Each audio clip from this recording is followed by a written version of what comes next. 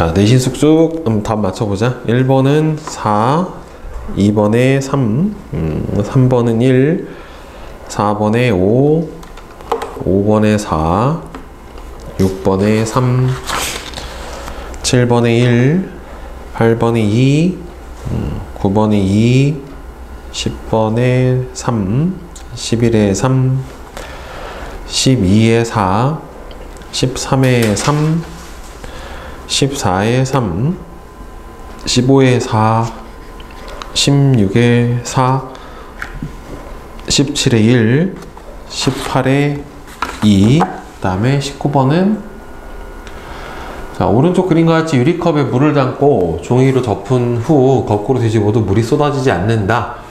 이 까닭은 그러니까 물의 무게가 아래로 작용을 하더라도 이 종이가 이렇게 있고 아래에서 위쪽으로 이렇게 작용하는 기압 때문에 얘가 쏟아지지가 않는 거란 말이에요. 그러니까 기압의 작용 방향은 기압은 모든 방향으로 방향에서 작용을 한다. 기압이 작용함에도 불구하고 우리가 일상생활에서 기압을 느끼지 못하는 까닭은 결국에는 우리가 기압이 누르고 있는데도 불구하고 느끼지 못하는 이유는 몸 안에서 같은 크기 압력으로 떠받치기 때문에 그래요. 그래서 만약에 진공 상태인 우주로 나가면 어떻게 되냐면은 사람 몸이 뻥 터져요. 왜냐면은 지금 밖에서 누르고 있는 기압이 몇 개야? 1기압. 아, 대기압이 1기압으로 누르고 있고 우리 몸에서도 똑같이 1기압으로 떠받치고 있기 때문에 만약에 밖에 1기압이 사라지면은 밖으로 내뿜으려고 하는 1기압만 존재를 하니까 뻥 터져요, 몸이. 그래서 우리 몸에서 같은 크기의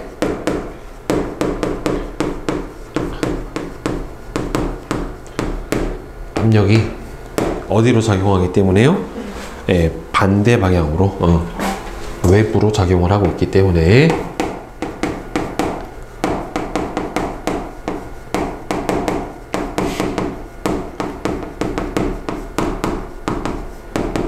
이렇게 되겠죠.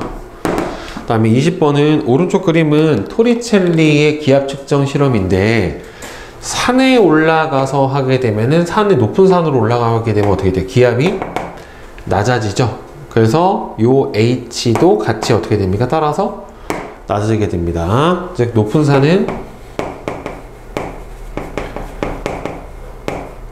기압이 낮기 때문에 결국 이 외부에서 눌러주는 힘의 크기가 줄어들게 되니까 수은 기둥의 높이도 낮아지게 되겠죠. 예.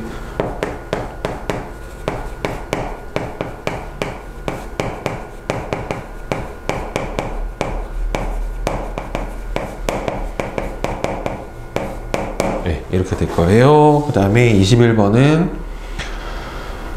그림은 어느 해안가에서 하루를 주기로 풍향이 바뀌는 바람을 나타낸 것이다. 지금 육지에서 바다로 불고 있기 때문에 육지에서 바다 쪽으로 불고 있기 때문에 무슨 풍이에요? 육풍이고 육풍은 언제 붑니까? 밤 시간에 불게 되죠. 이 바람이 부는 까닭은 육지와 바다의 온도 차이. 일단은 온도는 어디가 더 높아요? 바다가 육지보다 높고요. 그래서 공기가 어떻게 됩니까? 뜨거워진 공기가 바다 쪽에서는 상승하고 육지 쪽에서는 하강하게 되겠죠. 그래서 기압이 어디가 높아요? 상승 기류가 나오는 바다 쪽이 저기압, 그 다음에는 하강 기류가 나타나는 육지 쪽이 고기압. 그래서 기압은 육지가 바다보다 높기 때문에 바람은 항상 어디에서 어디로? 고기압에서 저기압으로 이동을 하게 되는 거죠. 그 다음에 22번 대륙과 해양이 만나는 곳에서 계절풍이 붑니다. 해륙풍하고 원리는 같지만 규모가 더 큰 거죠. 우리나라의 여름철에 부는 계절풍의 방향은 남동 계절풍이죠.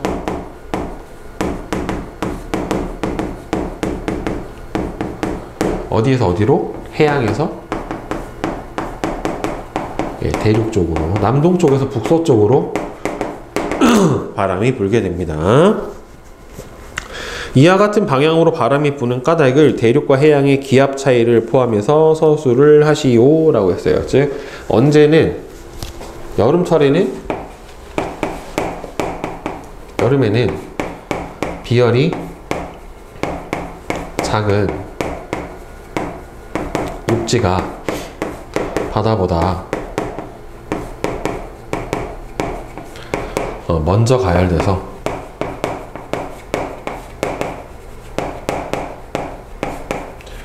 기온이 높고, 따라서 기온이 높아지니까 기압은 어떻게 된다? 기압이 바다보다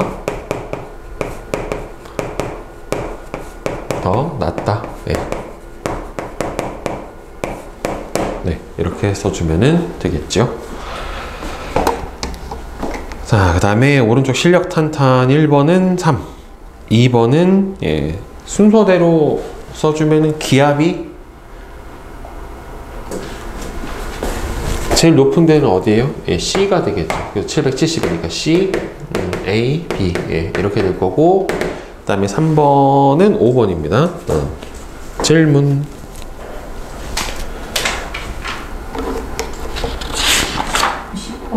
10? 그림은 지표면이 가열 또는 냉각되는 지역에서 공기의 흐름을 나타낸 것이다. 여기가 지금 상승기류가 나타나죠. 그러니까 상승기류가 나타나는 곳은 어떻게 되는 부분이요? 가열이 되는 부분이고, 하강기류가 나타나는 이 부분 같은 경우에는 상대적으로 냉각이 되는 부분이란 말이에요. 그러니까 지표면이 가열된 곳은 A가 아니라 B죠. 그래서 여기는 하강기류가 나타나니까 이쪽이 고기압이 되고, 상승기류가 나타나는 쪽은 저기압이 돼요. 자, 따라서 A는 B보다 기압이 낮다. 이것도 틀렸고, B에서는 공기가 가벼워져서 상승한다. 그렇죠. 요게 맞죠. 뜨거워진 공기는, 그러니까 가벼워진다라는 거는 상대적으로, 그러니까 실제로는 밀도가 작아진 거예요.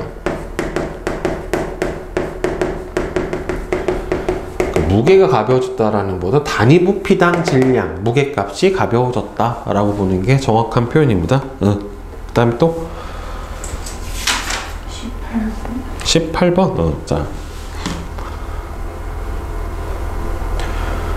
그림과 같이 수조에 같은 양의 모래랑 물을 넣고, 그러니까 모래는 육지 쪽에 되겠고 물은 바다 쪽에 되겠죠. 10분 동안 가열을 한 후, 그러면은 비열이 작은 어디가 더 기온이 먼저 올라가? 모래 쪽이 더 고온이 될 거고요. 상대적으로 물은 저온이 될 거예요. 그러면 이쪽은 상승기류가 이렇게 발생을 하니까 뭐가 되겠어요? 저기압.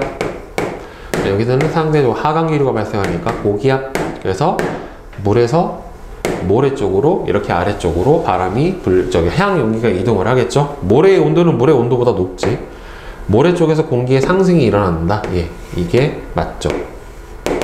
뜨거워진 데가 가열돼서 공기가 위로 올라가게 되는 거예요. 그게 상승기류니까. 그 다음에는 네. 자, 4단원 날씨 변화 봅시다. 자, 기단. 기단은 말 그대로 공기 덩어리를 기단이라고 불러요. 그래서 넓은 장소의 대륙이나 해양 등에 오래 머물면서 성질이 지표, 근데 뭐 해양은 지표가 아닐 수도 있으니까, 그러니까 발원지라고 해요. 여기를 발원지, 기단이 발생한 곳을 발원지라고 해서, 발원지하고 성질이 비슷해진 큰 공기 덩어리라고 하고요. 여기서 기단의 성질을 결정을 하는 건 크게 두 가지예요. 하나는 온도, 그 다음에 하나는 습도. 이 두 가지입니다. 기온하고 습도에 따라서 기단의 성질이 결정이 돼요. 그래서 기온을 결정을 짓는 가장 큰 요인은 뭐냐면 위도예요. 위도. 저위도는, 그러니까 적도 근처부터 저위도고 극으로 갈수록 고위도에 해당이 되니까, 저위도는 기온이 어떻게 돼요? 높고, 고위도는 갈수록 기온이 낮아져요. 그래서 고위도로 가면은 한랭, 저온기단, 그 다음에 저위도는 온난 또는 고온기단, 그 다음에 당연히 이제 대륙하고 해양은 증발해서 공급되는 수증기의 차이가 있기 때문에, 따라서 대륙기단은 건조하고 해양기단은 다습 또는 습윤한 성질을 가지게 되는 게 바로 기단의 성질이에요. 근데 기단이 계속 멈춰져 있는 거는 아니고 기단이 이동을 해요. 어떤 기압의 차이 또는 바람의 차이 때문에 바람 때문에 이동을 할 수도 있게 되고요. 그래서 기단은 성질이 변합니다. 그러니까 예를 들어서 지금 겨울 같은 경우에 시베리아 기단, 여기서 차고 아주 건조한 시베리아 기단이 여기서 서해 바다를 건너가지고 우리나라 쪽으로 이렇게 내려오게 되면은 상대적으로 위도가 여기는 어떻게 돼요? 저위도고 여기는 고위도란 말이에요. 그럼 기온이 여기는 고온이고 여기는 저온이에요. 그러니까 일단 이렇게 내려오면은 기단의 기온이 어떻게 돼요? 높아져요. 그리고 바다를 지나오면서 여기서 뭘 공급받아? 수증기를 공급을 받아요. 그러면은 어떻게 되냐면 차고 건조한 기단이 따뜻한 바다 위를 지나면 아래쪽이 가열돼요. 아래쪽이 가열되면 어떻게 되겠어? 공기가 상승하죠. 공기가 상승하면은 구름이 생겨요. 근데 겨울이니까 공급된 수증기와 함께 큰 적랑눈이 생겨서 겨울철에 보통 요 서해안 지역에 아주 폭설이 많이 내리게 되는데 이제 그게 바로 요런 원인 때문에 이렇게 발생을 하게 돼요. 그러니까 기단이 이동을 하면서 성질이 변할 수도 있습니다. 그래서 우리나라에 영향을 주는 기단이 이렇게 총 4가지가 있는데 원래 하나가 더 있어요. 여기 뭐 이렇게 해가지고 이제 하나가 더 적도 기단이라고 해가지고 이렇게도 있는데 이건 고등부 과정에서 뭐 나오는 경우도 있고 아닌 경우도 있지만 크게 4가지로 봅니다. 그래서 이렇게 4개로 나눠주면 이 위쪽은 고위도, 아래쪽은 저위도, 왼쪽은 대륙, 오른쪽은 해양. 네, 이렇게 4가지로 나눠져요. 그래서 고위도 대륙기단, 고위도 해양기단, 저위도 대륙기단, 저위도 해양기단 해서 이렇게 크게 4가지로 나눠줍니다. 그래서 시베리아 기단은 고위도 뭐예요? 대륙기단에 해당이 되기 때문에 한랭 건조한 성질을 가지고 언제 영향을 준다? 우리나라의 겨울철. 요새 같은 경우에 영향을 주는 게 바로 요 시베리아 기단이죠. 그래서 춥고 건조한 날씨를 만들어내고 얘가 앞에서 얘기했던 북서계절풍을 만들어내요.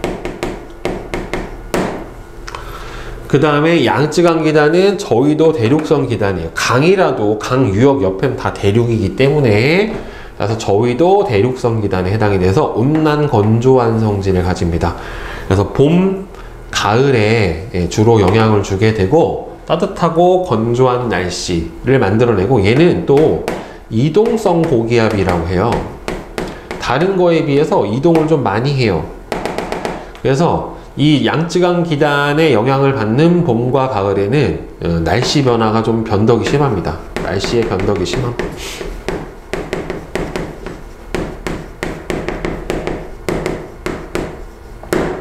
그 다음에 고위도 해양성 기단에 해당하는 오호츠크의 기단. 고위도 해양 기단이니까 한랭 다습 또는 한랭 습윤한 성질을 가져요. 보통 초여름에 영향을 줍니다. 네.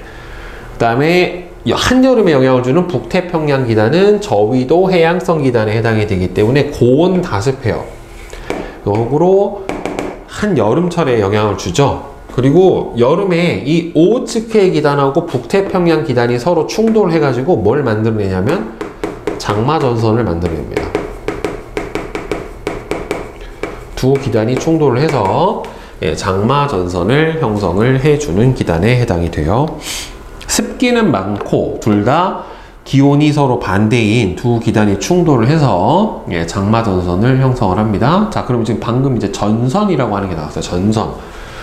전선은 전기 통하는 그 전선이 아니라 성질이 서로 다른 두 기단이, 여기서 성질이 서로 다른 두 기단은 보통 뭐냐면 기온이에요.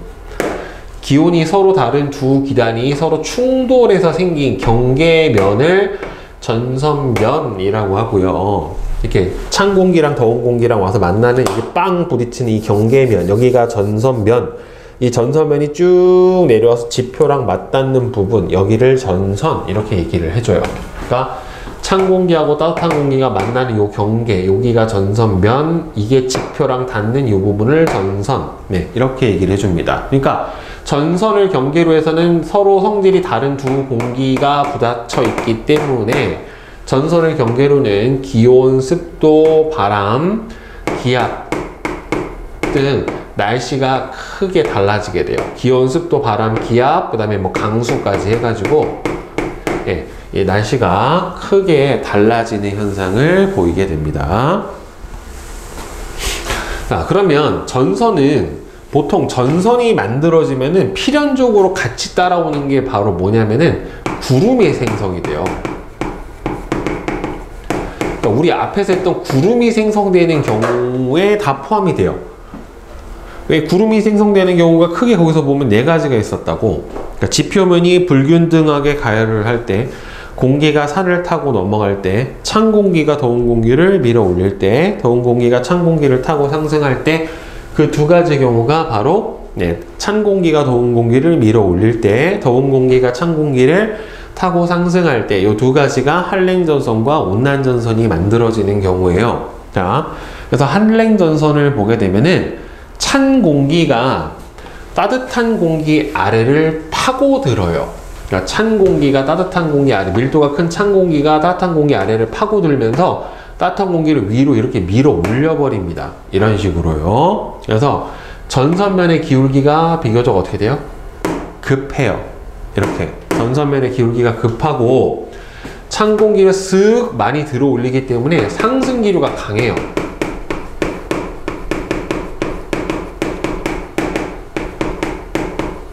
상승 기류가 강해요. 그리고 전선 이 기호를 보면 이렇게 위로 뾰족뾰족한 파란색의 형태로 돼 있는데, 그럼 여기서 지금 이렇게 돼 있지. 이렇게 뾰족뾰족 튀어나온 쪽이 이동 방향이에요. 뾰족뾰족 튀어나온 쪽이 이동 방향이에요. 그러니까 얘는 지금 이쪽으로 이동을 하고 있다는 소리예요. 그래서 전선면의 기울기가 급해요. 그래서 상승 기류가 어떻다? 아주 강합니다. 그래서 상승 기류가 강하다 보니까 위로 솟은 뭐가 생긴다? 저군형 구름이 생성이 돼요. 그리고 저군형 구름은 위로 많이 솟았지 옆으로 많이 퍼지지는 않거든. 그러니까 좁은 지역에 소나기성 강우가 내리는데 전선 어디 내려요? 전선 뒤쪽이 강수구역이에요. 이렇게 전선 뒤쪽이 강수구역에 해당이 됩니다. 그러니까 요 한랭전선이 이렇게 있으면 기호가 한랭전선의 어느 쪽으로? 뒤쪽으로 이렇게 좁은 지역에 비가 내린다 라고 해야 되고, 소나기성 강우예요. 그리고 이동 속도가 빨라요. 이동 속도가 빠르고 앞에가 따뜻한 공기고 뒤에가 찬 공기라 얘가 통과하고 나면 기온이 어떻게 된다? 내려가요. 네, 기온이 내려가고 기압은 높아져요. 통과 후의 기압이 얘는 높아집니다.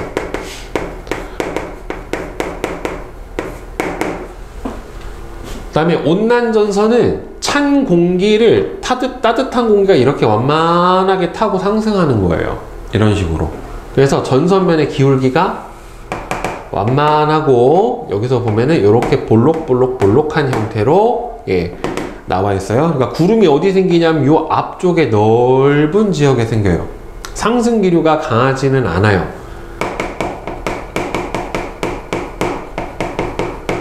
상승 기류가 약해요. 그러니까 구름이 모양에 따라서 크게 두 가지 형태로 나눠져요. 그러니까 위로 이렇게 많이 솟은 뭉게구름처럼 이렇게 위로 솟은 구름이 있고, 옆으로 이렇게 넓게 퍼진 구름이 있다란 말이에요. 이런 식으로. 그래서 위로 많이 솟은 이런 구름을 뭐라고 하냐면 저군형 구름이라고 하고, 옆으로 많이 퍼진 구름은 무슨 구름이냐고 하냐면 층운형 구름이다 라고 얘기를 해요. 저군형 구름은 보통은 상승 기류가 어떨 때? 아주 강할 때 생성이 되고, 층운형 구름 같은 경우에는 상승 기류가 약할 때 보통 형성이 됩니다. 그래서 얘는 강수구역이 전선 어디에요? 앞이에요. 그래서 이렇게 온난전선이 이런 식으로 있으면 전선 앞에 층운형 구름 때문에 넓은 지역에 이렇게 강수구역이 형성이 돼요. 그래서 전선면의 기울기는 완만하고 층운형 구름이 생기고 넓은 지역에 장시간에 비가 내립니다. 이동 속도는 느리고 찬 공기가 지나가고 더운 공기, 따뜻한 공기가 오기 때문에 통과 후에 기온은 어떻게 된다? 높아집니다. 그 기압은 낮아져요. 이거는 고등학교 지구과학의 그대로 나오는 내용이에요. 자, 이렇게 되고요. 그 다음에 폐색전선하고 정체전선이라고 나와 있는데, 폐색전선은 보통 이 온난전선이랑 한랭전선이 통상적으로는 같이 붙어 다녀요. 저기압에. 즉 온대 저기압이라고 하는 형태로 같이 붙어 다니게 되는데, 보면은 여기 저기압 중심이 이렇게 있고, 이 왼쪽으로는 보통 한랭전선이 이런 식으로 뻗어져 있고요. 그다음에 오른쪽 앞으로는 이렇게 온난전선이 이렇게 뻗어져 있는, 뒷에서 바로 배울 거예요. 이거를 온대 저기압이라고 하는 형태로 보통은 한랭전선이랑 온난전선이 같이 다니는데, 이 뒤에 있는 한랭전선의 이동 속도가 온난전선보다 더 빨라요. 그러니까 요 사이 틈이 점점 어떻게 돼? 좁아져요. 좁아지면은 한랭전선이 따라가서 온난전선에 딱 겹쳐져 버려요.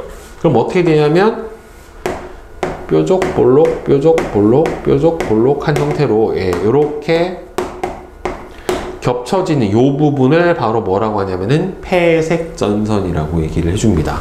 한랭전선과 온난전선이가 정확하게는 이동 속도가 빠른 한랭전선이 온난전선을 따라가서 겹쳐져 가지고 만들어지는데, 이렇게 되면은 강수구역이 어디가 되냐면 온난전선 앞이 강수구역이고 한랭전선 뒤가 강수구역이니까 전선 앞 뒤로 해서 다 강수구역이 형성이 됩니다. 그러니까 폐색전선이 형성이 되면은 비가 꽤 많이 올 수 있고, 그 다음에 정체전선은 요거는 장마전선이라고 하는데, 아까 얘기했던 것처럼 세력이 비슷한데 성질은 다른 두 기단이에요. 성질은 다른 두 기단이 서로 만나서 한 곳에 오래 머무르면서 만들어진다라고 되어 있는데, 보면은 위에서 내려오는 차가운 오호츠크해 기단과 아래에서 위로 올라오는 북태평양 기단이 여기서 이렇게 충돌하는 거예요. 그럼 이렇게 가운데서 충돌을 해버리면 따뜻한 온난전선이 위쪽으로 올라가려고 하고, 그 다음에 차가운 한랭전선은 아래쪽으로 내려오려고 하면서 이렇게 겹쳐져서 만들어지는 게 정체전선이에요. 그럼 얘는 강수구역이 어디가 되냐면, 봐봐, 한랭전선 뒤, 온난전선 앞이니까 이 전선 한쪽으로 이렇게 강수구역이 형성이 돼요. 그래서 세력이 세짐에 따라서 북태평양 기단의 세력이 세지면은 어떻게 되겠어요? 위로 올라가요. 오호츠크해 기단의 세력이 세지면 어떻게 돼요? 아래로 내려가요. 그래서 장마전선은 올라갔다 내려갔다를 반복을 하면서 북상했다가 남하했다가 이렇게 왔다 갔다 하면서 굉장히 많은 비를 뿌리게 됩니다. 자, 그럼 이제 기압하고 날씨 봅시다.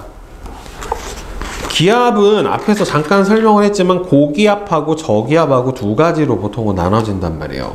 그러면 고기압은 기준이 있어서 얼마보다 높으면 고기압, 얼마보다 낮으면 저기압, 이거는 아니에요.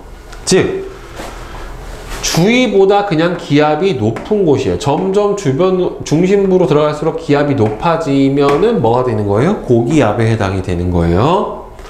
그래서 공기 연직 운동은 위에서 이렇게 내려오는 무슨 기류가? 하강 기류가 만들어져요. 그러니까 구름이 안 생겨요.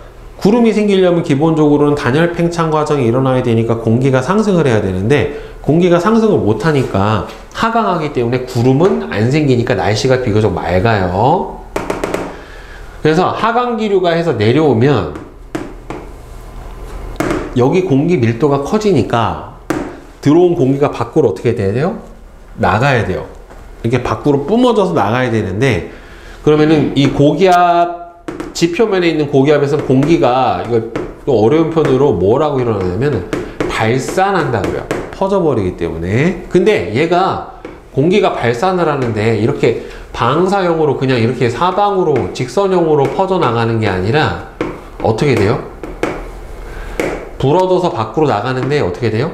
시계 방향으로 불어져 나가요. 이렇게 시계 방향으로 휘어져서 불어나갑니다. 이거는 왜 시계 방향으로 휘어져서 불어나가냐면은, 이거는 지구의 자전에 의한 전향력이라고 하는 힘이 있어요. 네. 지구의 자전에 의한 전향력이라고 하는 힘 때문에 바람이 시계 방향으로 불어져서 나갑니다. 근데 여기 써 있을 때 바람 뭐라고 써 있어? 북반구라고 써 있죠. 북반구. 그러니까 지구가 이렇게 있으면 적도를 기준으로 했을 때 적도 위를 뭐라고 불러요? 북반구. 적도 아래를 남반구. 네, 이렇게 불러줘요. 그런데 북반구하고 남반구하고 전향력 방향이 서로 반대예요. 그러니까 북반구, 남반구하고 전향력 방향이 서로 반대라서, 그러니까 고기압 기준으로 했었을 때 북반구는 시계 방향으로 휘어져서 불어나가요. 남반구는 반시계 방향으로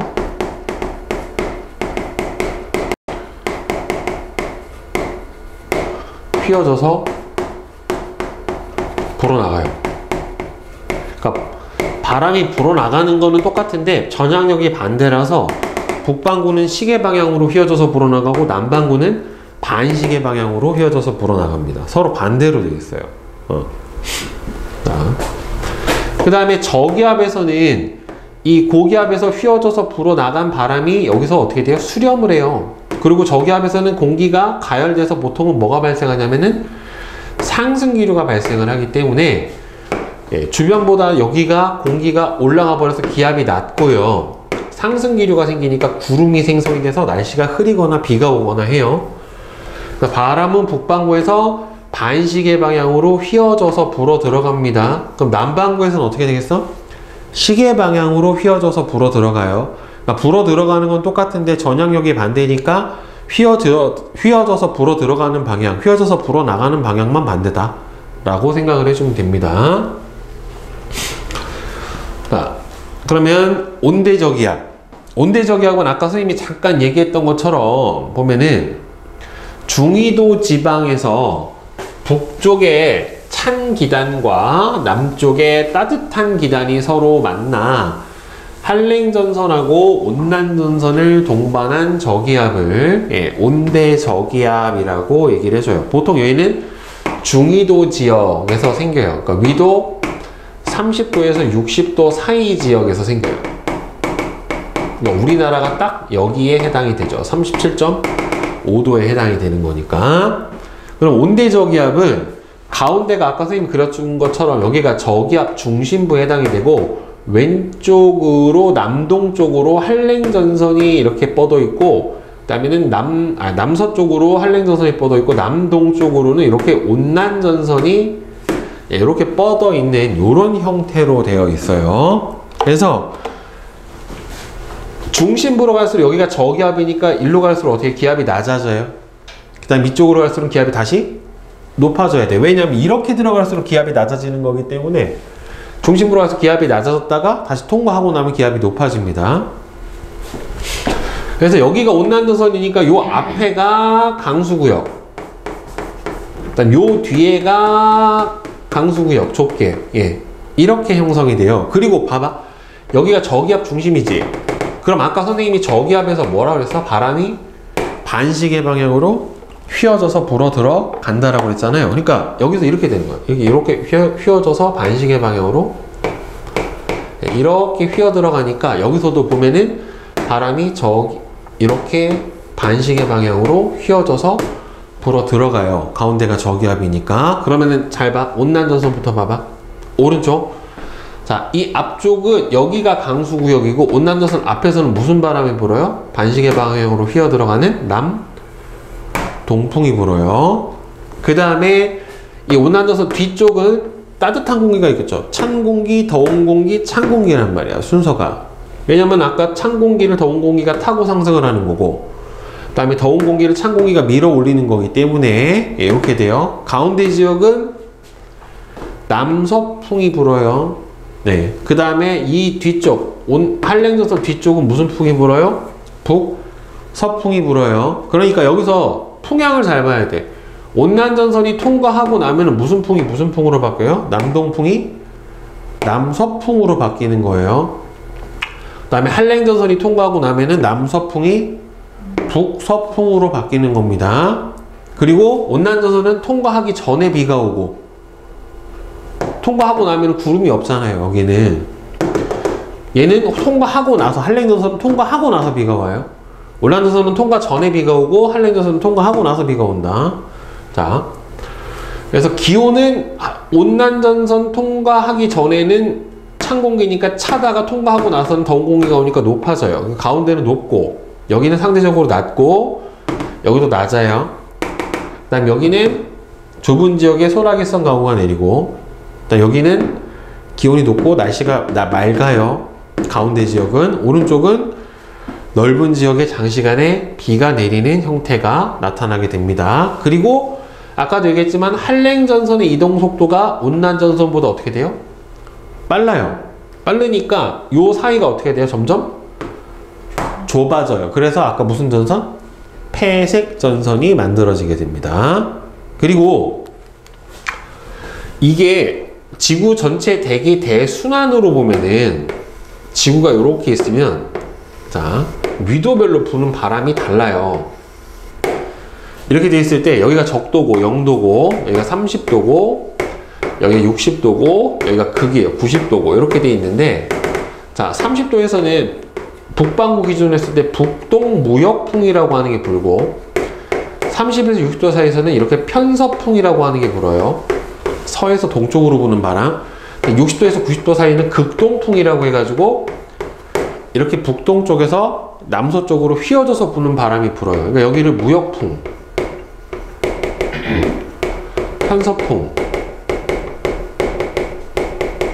극동풍, 예, 이렇게 바람이 전 지구상에서 1년 내내 계속 불어요. 이렇게 부는데 얘가 온대저기압이 어디서 만들어진다?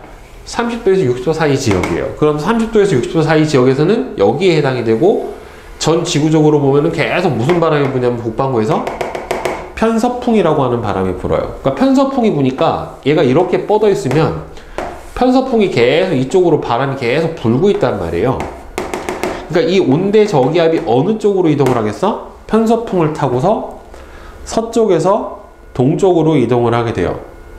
그러니까 편서풍의 영향으로, 예, 편서풍은 어디에서 어디로? 서에서 동으로 휘어져서 부는 바람이란 말이에요.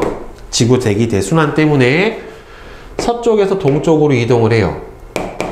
그래서 여기 보면 선생님이 이 튀어나온 쪽이 무슨 방향이다? 이동 방향이에요. 그러니까 얘네 둘 다 어느 쪽으로 이동을 하는 거야? 오른쪽으로 볼록하죠. 그러니까 서에서 동으로 이동을 하고 있는 거예요. 결국에. 그러니까 우리나라에서 기준으로 보면은 여기가 온난전선이고 여기가 한랭전선에 해당이 되니까, 자, 예를 들어서 A하고 B하고 C 이렇게 지역이 세 가지 있다라고 치면 조금 있으면은 A 지역이 누구 날씨하고 똑같아지겠어? 아니, B죠, B. 얘가 이렇게 오니까 얘가 좀 있으면 이렇게 들어갈 거 아니에요. 그러니까 A 지역이 좀 있으면 B 지역이랑 같아지고, B 지역은 누구랑 같아진다? C 지역이랑 같아지겠죠. 좀 더 있으면 A 지역은 얘가 완전히 다 통과해버리면은 C 지역하고 날씨가 같아지겠죠. 그쵸? 얘는 어느 쪽으로? 오른쪽으로 이동해요. 서에서 동쪽으로 이동을 하게 되고, 그래서 우리나라는 항상 서쪽 날씨가 조금 있으면 우리나라의 날씨가 돼요. 그러니까 중국 날씨를 보면은 우리나라 날씨를 알 수 있어요. 우리나라 서쪽이 중국이니까 중국에 있는 기상 요소들이 뭘 타고? 편서풍을 타고 우리나라 쪽으로 온단 말이에요. 그러니까 좀 봐봐. 지금 현재 인천에 비가 오고 있으면 조금 있으면 서울에 비가 와요. 왜? 구름은 서에서 동으로 이동을 해가기 때문에. 근데 강릉에 비가 오고 있다고 해서 서울에 비가 오느냐? 그거는 아니에요. 알겠죠? 강릉은 더 동쪽에 있기 때문에. 그래서 온난전선이 먼저 통과하고 그 다음에 한랭전선이 나중에 통과를 하는 형태가 됩니다. 자, 그러면 이제 우리나라의 계절별 날씨. 자, 우리나라는 온대기후라 사계절이 비교적 뚜렷하죠. 근데 요새는 많이 좀 희석되긴 했지만, 외국 애들이 우리나라 날씨 보면은 싫어하냐고 묻는데잖아. 우리나라는 여름에 40도까지 올라가? 그러면 우리도 그렇게 비슷하게 올라가. 우리나라는 겨울에 영하 10도 이하로 떨어져. 그럼 우리나라도 그래. 그럼 니네 나라는 무슨 나라야? 그러잖아요. 우리나라는 연교차가 엄청나게 크단 말이에요. 자, 그래서 이렇게 우리나라의 계절별 날씨는 이렇게 보면은 본 적 있죠? 일기도라고 해요. 일기도. 그래서 일기도에는 기온, 기압, 풍향, 풍속, 고기압, 저기압, 전선 등을 지도에다가 표기를 해준 걸 바로 일기도다라고 얘기를 해줍니다. 뭐 날씨 기호도 있고 기압 기호도 있고 여러 가지가 있는데 보면은 지금 이렇게 선 그어놓은 요거 있죠. 선 그어져 있죠. 이 선을 뭐라고 하냐면은 등압선이라고 해요. 등압선. 기압이 같은 곳을 이어놓은 선이에요. 등압선. 네, 요거를 등압선이라고 하고, 등압선은 서로 겹치거나 갈라지거나 하면 안 돼요. 그냥 완만한 곡선으로 그려줘야 돼요. 자, 보면은 등압선 사이 간격이 계절별로 어떻게 돼요? 조금씩 다르죠? 언제가 제일 넓어? 등압선 사이 간격이? 등압선하고 등압선 사이 간격이 언제가 제일 넓어요? 여름이 제일 넓죠? 등압선하고 등압선 사이 간격이 어디가 제일 좁아요? 겨울이 제일 좁죠? 그러니까 등압선 사이가 간격이 좁을수록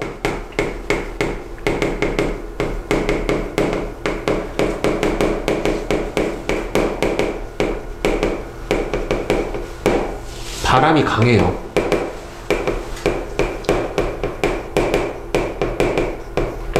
예, 등압선 사이 간격이 좁을수록 바람이 강합니다. 봄철하고 가을철은 날씨가 거의 비슷해요. 보면은 봐봐.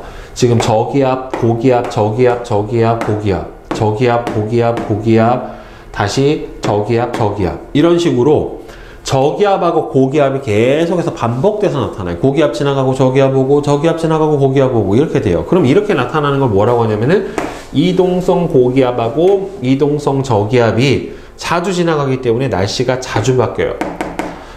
그래서 봄철에는 보통은 이제 뭐의 영향을 받아요? 양쯔강기단의 영향을 많이 받아요. 따뜻하고 건조하고요. 황사하고 갑자기 추워지는 꽃샘추위가 오기도 합니다. 그 다음에 가을철도 비슷해요. 북태평양의 기단의 세력이 여름이 이제 지나가니까 약화되면서 맑은 청명한 하늘이 자주 나타납니다. 낮과 밤의 기온차가 점점 커져요. 가을부터는. 그래서 첫 서리가 내리기도 하고, 그 다음에는 단풍이 들기도 하고, 이렇게 되죠. 그 다음 여름철은 명확해요. 기압 배치가. 이 해양 쪽에 있는 여기 북태평양 고기압이 굉장히 높고, 대륙 쪽은 기압이 낮아요.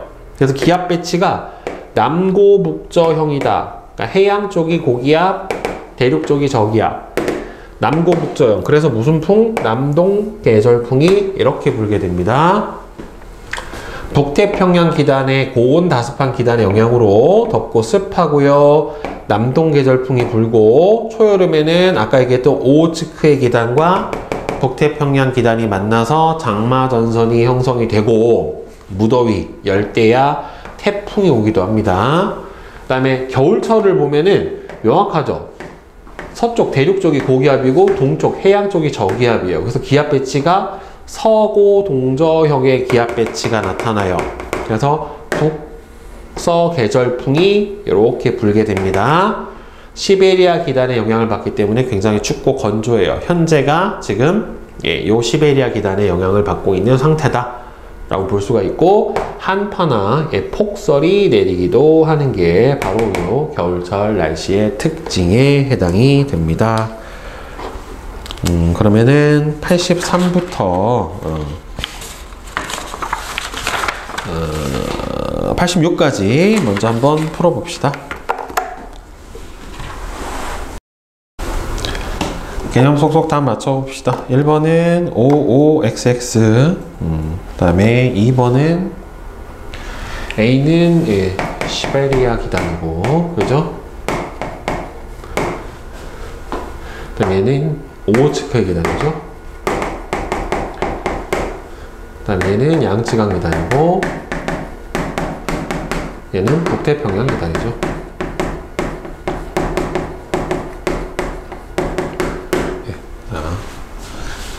이게 원래 영어로는 사이베리아 이러던데 시베리아가 아니라. 그 다음에 3번은 기단 A는 여기서 뭐야? 시베리아 기단이니까 한랭 건조. 그 다음에 한랭 다습한 거는 누굽니까? 오호츠크 기단이니까 C죠. 그 다음 B는 온난 건조. 이렇게 되겠죠. 그래서 A 같은 경우에는 한랭 건조하니까 언제? 겨울. B는 봄, 가을. C는 초여름. D는 여름. 이렇게 되겠지. 한랭 전선은 이렇게 뾰족뾰족. 온난 전선은 볼록볼록. 폐색 전선은 그러니까 한쪽으로 몰려 있어야 돼요. 이렇게. 그리고 정체 전선 그릴 때는 볼록이 위로 가게, 뾰족이 아래로 가게. 네, 이렇게 그려줘야 됩니다. 왜냐하면은 위에서 아래로 내려온 게 오호츠크 기단이고 아래에서 위로 올라간 게 북태평양 기단이기 때문에 이렇게 그려줘야지 맞아요. 원래는. 자, 그 다음에 5번은 어느 전선면의 단면을 나타냈다. 이 한랭 전선이죠. 네, 전선의 이름 한랭 전선. 전선면의 기울기는 급함, 구름은 저운형, 강수는 소나기, 빠르고 통과 후 기온은 더운 공기 다음에 찬 공기가 오니까 낮아져야죠. 6번은 시계 방향이죠. 불어 나가죠. 다음 저기압에서는 상승 기류가 나타나고 날씨가 대체로 흐립니다. 그 다음에 7번은 가는 공기가 수렴하잖아요. 그죠? 불어 들어오니까 저기압. 나는 공기가 발산하죠. 그죠? 그래서 저기압, 고기압에 해당이 되겠죠. 그 다음에 8번. 기온이 가장 높은 곳은 B입니다. 그죠? 왜냐하면 여기가 찬 공기, 더운 공기, 다시 여기가 찬 공기 이렇게 되니까 B. 층운형 구름이 발달한 곳은 온난전선 앞이죠. C. 소나기가 내리는 부분은 한랭전선 뒤죠. A. 풍향. 무슨 풍? 남동, 남서, 북서. 이렇게 돼요. 남동, 남서, 북서. 남동풍, 남서풍, 북서풍. 이렇게 됩니다. 9번은 온대저기압은 중위도 지방에서 발생을 해서 어느 쪽에서 어느 쪽으로? 서쪽에서 동쪽으로 이동을 합니다. 무슨 바람 때문에? 편서풍 때문에. 그 다음에 10번. 가는 여름이죠. 남고북저.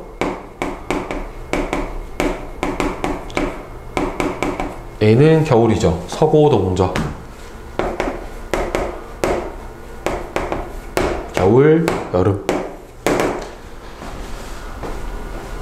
그 다음에 요거 유제1 언제예요? 이동성 고기압 저기압 나타나니까 봄, 가을. 그 다음에 2번은 언제입니까? 얘도 봄, 가을이죠. 그죠? 그 다음 얘는 태풍 있죠. 장마전선 있죠. 언제? 여름. 여름이죠. 요거 무슨 전선? 정체전선이죠. 그 다음에 얘도 보면은 남고 북저형의 기압 배치를 가지게 되잖아요. 그죠? 그래서 남고 북저형.